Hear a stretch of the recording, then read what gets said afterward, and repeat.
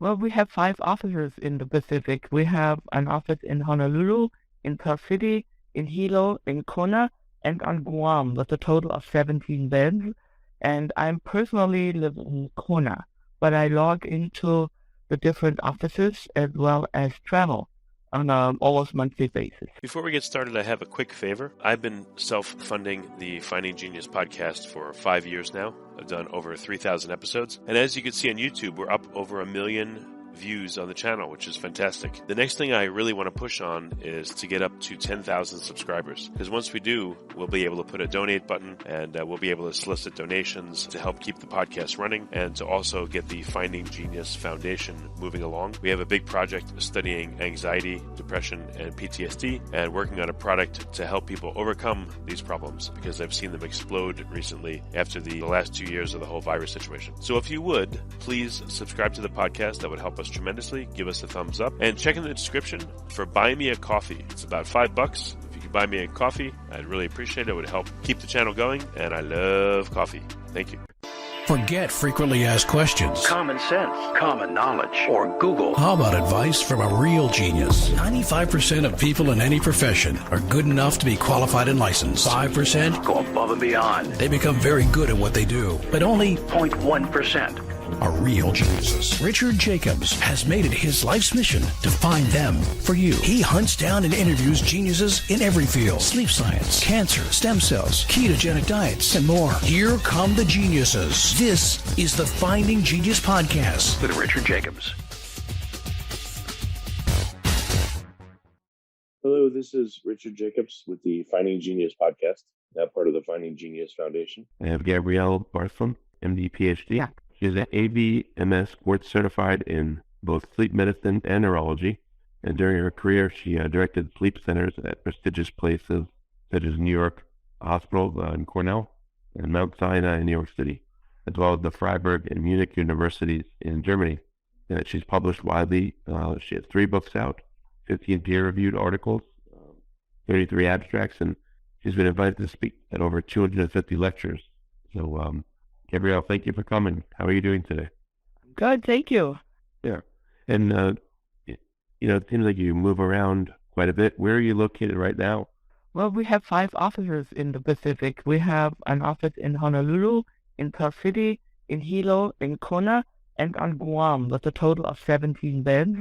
And I'm personally live in Kona, but I log into the different offices as well as travel on an almost monthly basis to each one of them.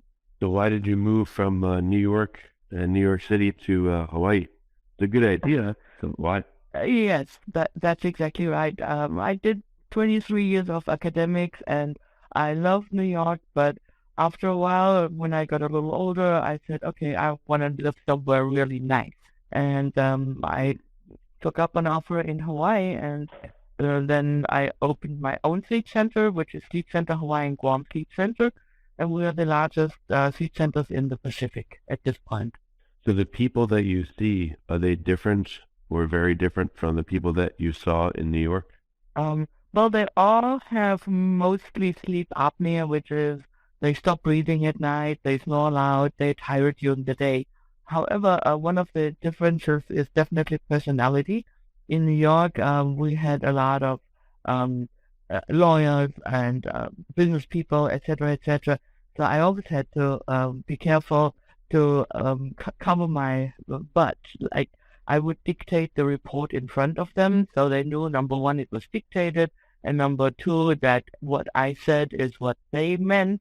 Whereas here in Hawaii, people are so happy to even have a provider because this is more rural. So they come with gift baskets, and one of my colleagues actually got 2 goats as a present for being such a good doctor. So here they are extremely grateful. In New York, they are more demanding, like, doctor, what can you do for me? And here it's more like, what can I do for you? Well, that's a good thing. So it sounds like it's better for you in every way. More relaxing, Yes, more beautiful, more appreciative. and appreciative, exactly. So what do you work on advances in sleep apnea, or is it a condition that's easily treatable and it's well understood? Okay. Well, we used to do a lot of research, not only on sleep apnea, but also on periodic movements in sleep and insomnia, etc. That was in my academic time. Now we just follow the most established treatment options. I mean, I do go to the American Academy of Sleep Medicine meetings every year and um, do a continued medical education on this side. But the apnea treatment has been pretty well established over like the last 20 years. There are some tweaks to the different treatment modalities, but it's pretty much four options that patients have with the sleep apnea, and they're all pretty established. You said you used to study certain sleep disturbances. You said it pretty quickly. What are they? Or what were they? Oh, well, one basically at Cornell and at Mount Sinai, we studied periodically movements in sleep. We studied insomnia. Um, we studied all kinds of other conditions. However, the sleep apnea treatment is very well established. So I'm not doing research. I'm doing clinical work. And the treatment options for people who stop breathing are, number one, the CPAP machine, which is pretty well known. You even see at airports that people have to take out their CPAP machine. It's like a non-invasive ventilator. It works like a vacuum cleaner in reverse. It basically pushes out air, and it is connected to a hose, and the patient wears a mask that have become as small as almost like an oxygen tube under the nose, and that gives them the pressure support that they need because their airway collapses at night. That would be the gold treatment standard. There's also positional training when people only have apneas on their back, because that's when the tongue falls back and they kind of choke. So there is positional training devices that put people on their side. There is definitely, we always recommend weight loss in somebody who is overweight or obese. And there are dental appliances that it's called mandibular advancement device, which brings the jaw forward and thus opens up the airway. There's also ear, nose, and throat surgery. For example, children who have large tonsils, you take out the tonsils and the adenoids, and that usually helps the apnea significantly or even cures it. So depending on the history, the physical examination, the medications that people take, for example, if they take sedatives such as Valium, or if they drink a lot of alcohol, that is discouraged by us since it relaxes the upper airway muscles even more, and also it suppresses respiratory drive.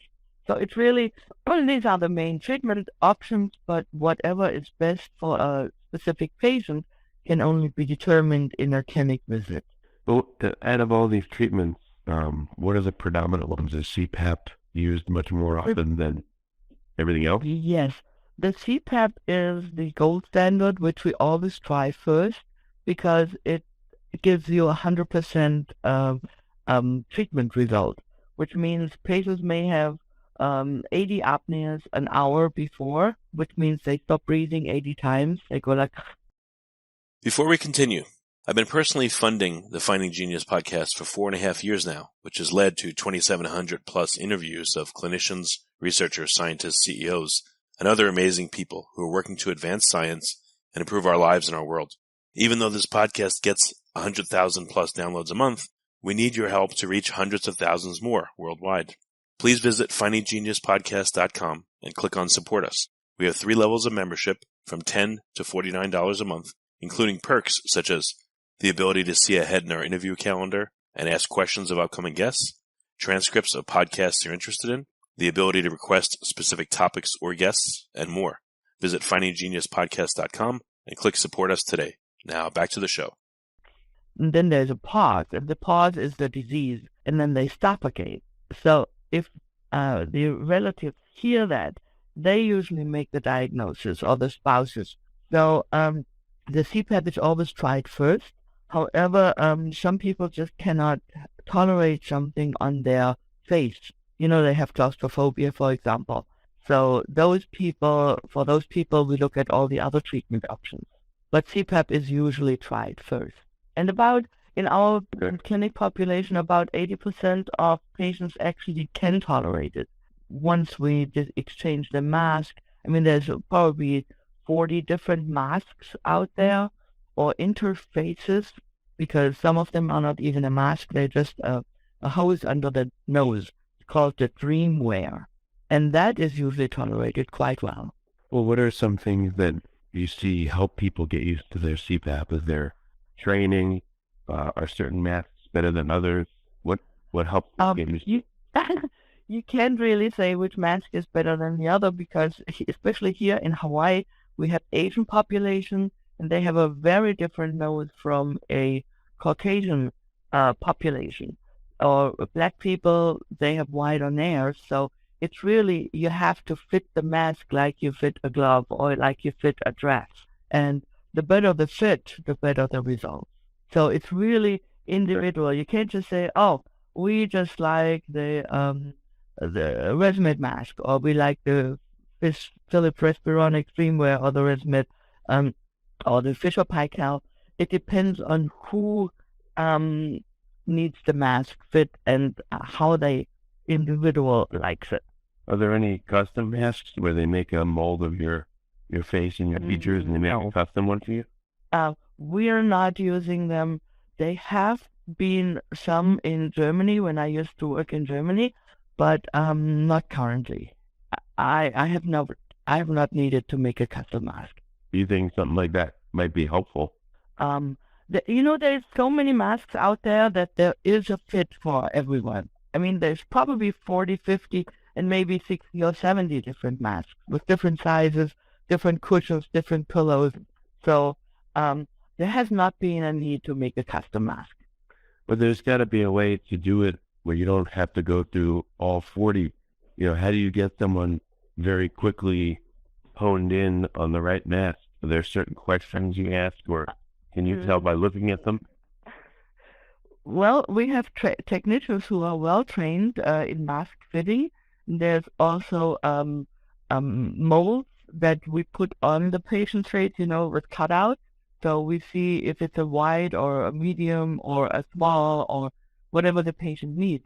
I mean, the technicians are usually pretty good in gauging what kind of mask a patient might need by looking, using their experience. However, there are the company that sells the mask, when they sell us a bunch of masks, they always include a measuring device.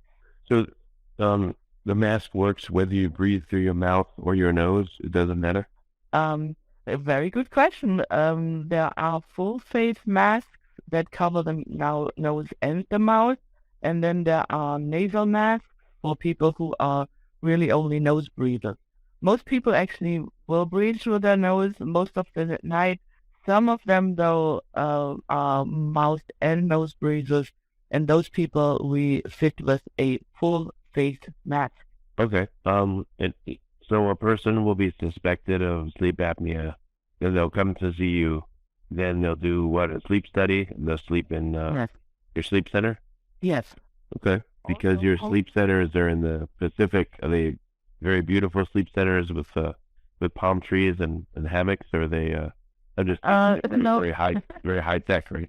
Well, it's actually like a hotel room. We have mostly Murphy beds.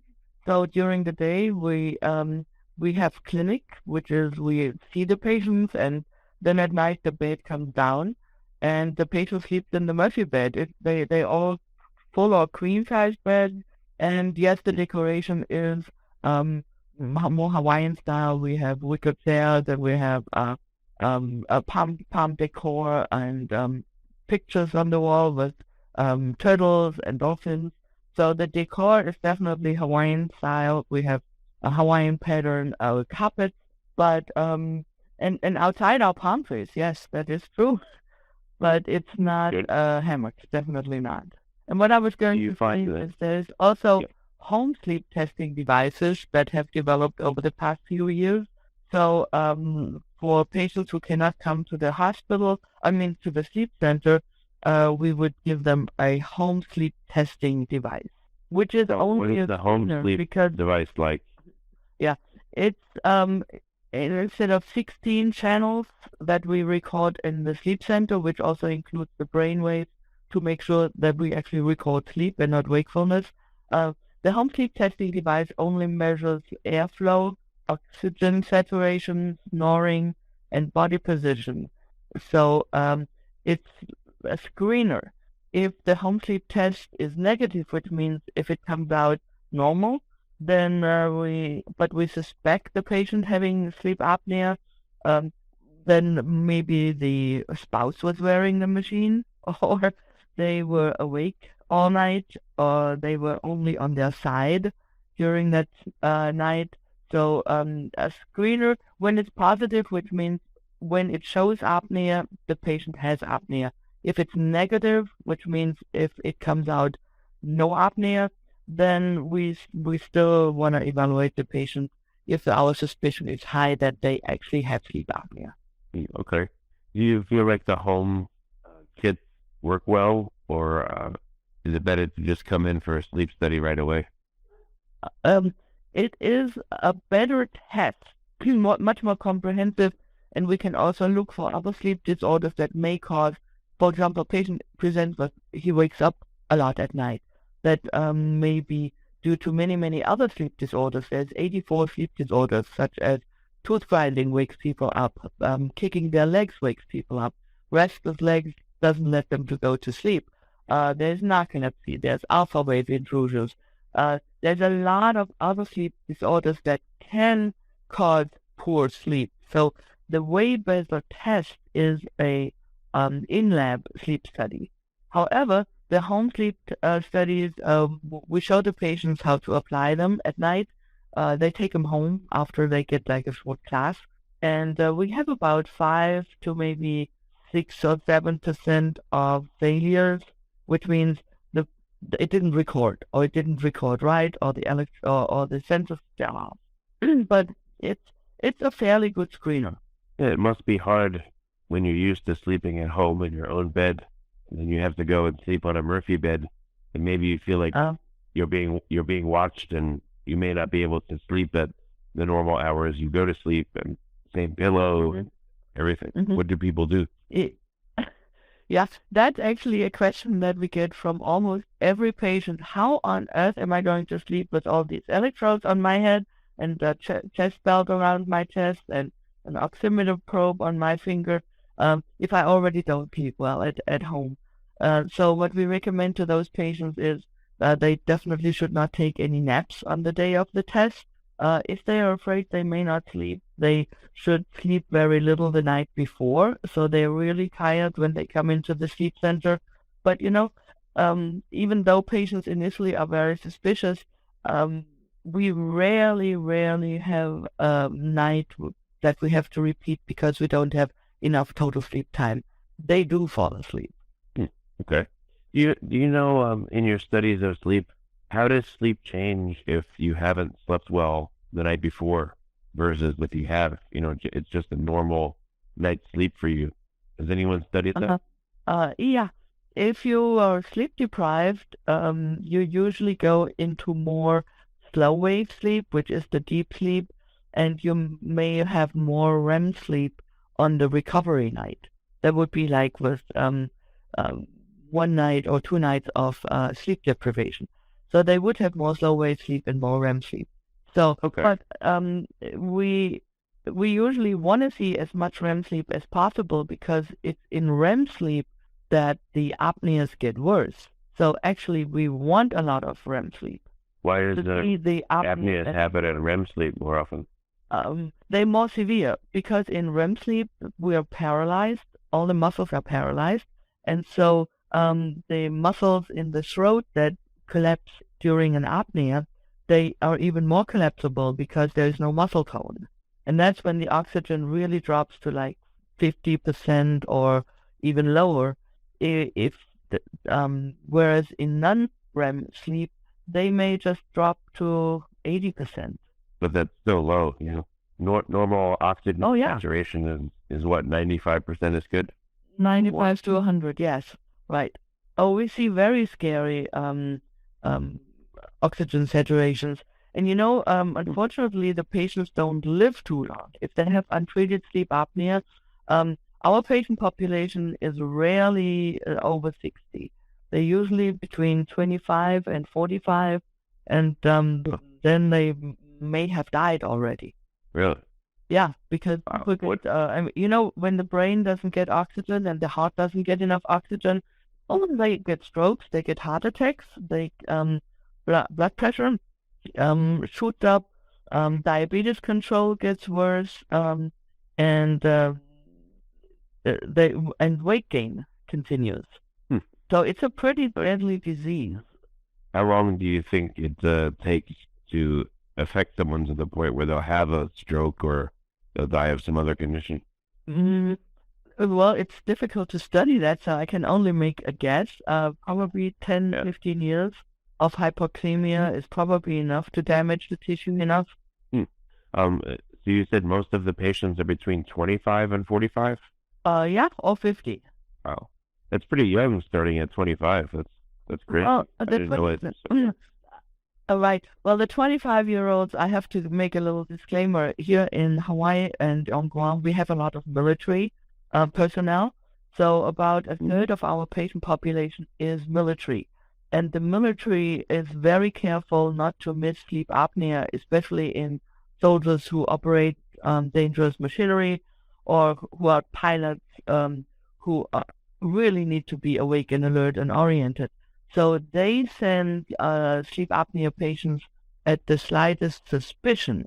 So that's why we get a lot of the young ones, because they want to make sure they catch it early. The military is very good in screening for any sleep disorder. They're also very good in touting that patients should exercise, they should eat well, and they should sleep 8 hours a night. I've seen those posters in the military hospitals, and I think that's great. Yeah, that's good. Why do you think apnea happens to some people and not others? One of the conditions is basically the body habitus. If people have a small mandible, for example, they are prone to have sleep apnea. If they have a large tongue and a smallish mandible, they are prone to have sleep apnea. If they're obese, then the fat that accumulates on the neck kind of compresses the airway from the inside. They have sleep apnea.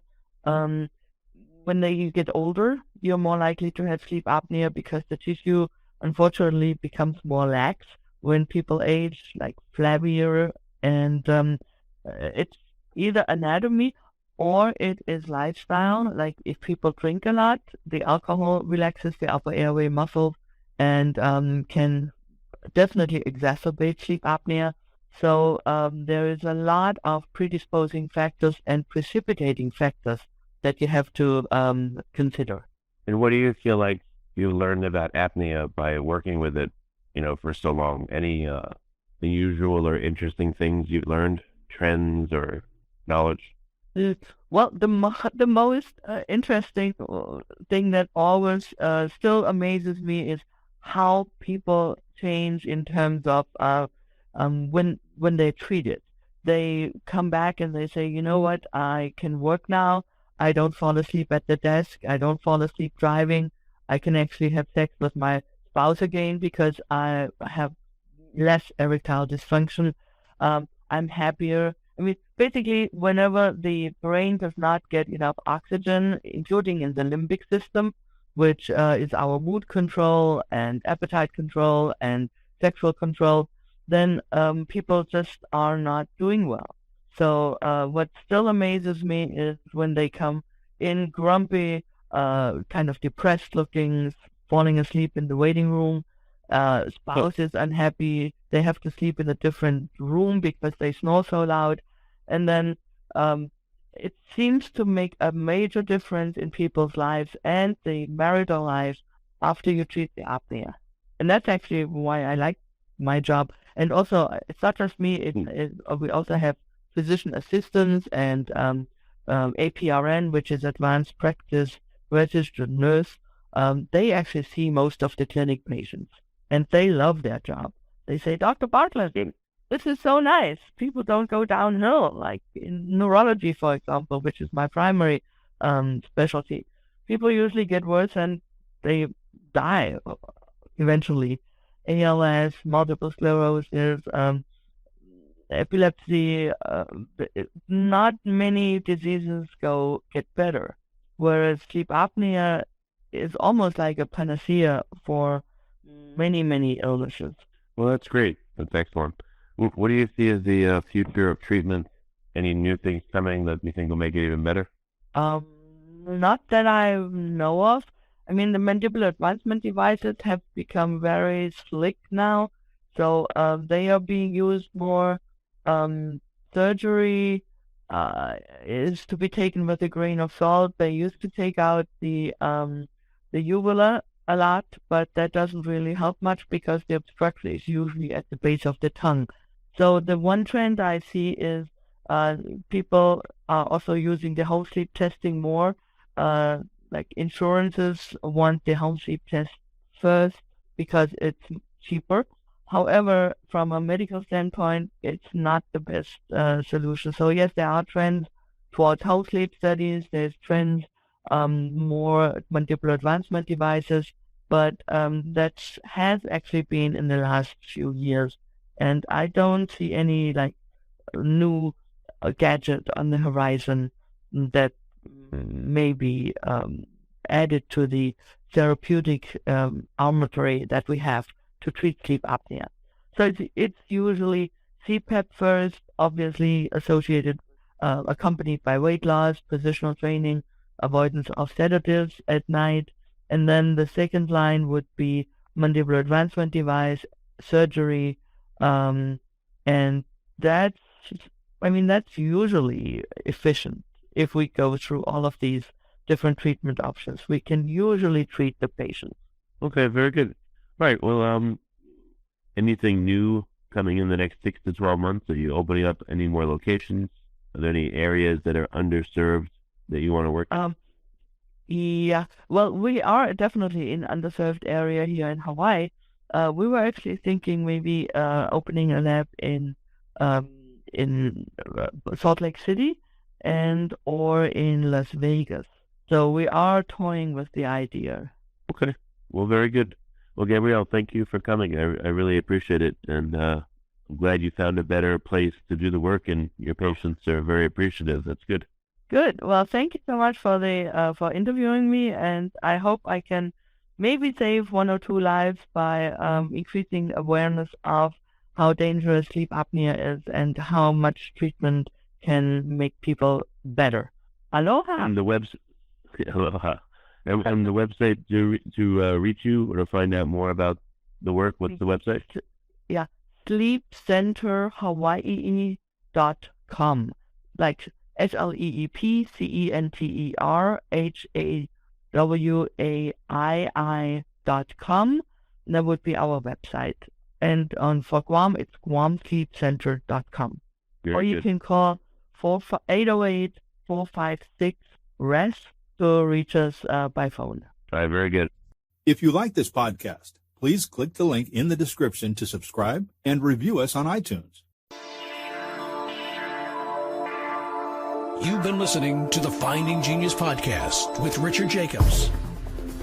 If you like what you hear, be sure to review and subscribe to the Finding Genius podcast on iTunes or wherever you listen to podcasts. And want to be smarter than everybody else? Become a premium member at findinggeniuspodcast.com. This podcast is for information only. No advice of any kind is being given. Any action you take or don't take as a result of listening is your sole responsibility. Consult professionals when advice is needed.